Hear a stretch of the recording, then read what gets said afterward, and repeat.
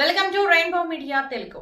Nizamabad municipal corporation పరిధిలోని 1వ division నుంచి కోర్వా గంగాధర్ తన నామినేషన్ దాఖలు చేశారు. ఈ సందర్భంగా గంగాధర్ మాట్లాడుతూ గతంలో తాను ఖానాపూర్ సర్పంచ్ గా తన భార్య లలిత ఇదే డివిజన్ కార్పొరేటర్ గా పనిచేశామని, ఆ సమయంలో ఖానాపూర్ గ్రామంతో పాటు కాలూరు గ్రామాన్ని సైతం అన్ని విధాలుగా అభివృద్ధి చేశామని గుర్తు చేశారు. తనకు బీజేపీ బీ ఫామ్ వస్తుందని, ఆ పార్టీ మద్దతుతోనే పోటీ చేసి విజయం సాధిస్తానని ధీమా వ్యక్తం చేశారు. డివిజన్ పరిధిలోని ప్రజలు తాము చేసిన అభివృద్ధిని గుర్తించి గెలిపించాలని ఈ సందర్భంగా ఆయన కోరారు.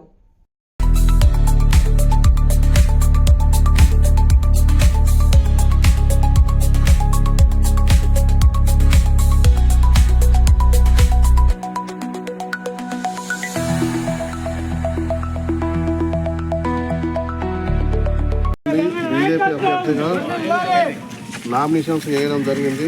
గతంలో కూడా నేను కార్పొరేటర్ ఫస్ట్ డివిజన్ కార్పొరేటర్గా మా రిసర్చ్ చేయడం జరిగింది. అప్పుడు చాలా పనులు తీసుకొచ్చి డివిజన్లో చాలా అభివృద్ధి చేయడం జరిగింది. మళ్ళీ ప్రజలు నా కోసము ఇది చేశారు. మళ్ళీ మా భారతీయ జనతా పార్టీ కూడా మమ్మల్ని గుర్తించి ఆదరించి తీసుకొని నాకు టికెట్ ఇవ్వడం జరిగింది. మళ్ళీ నేను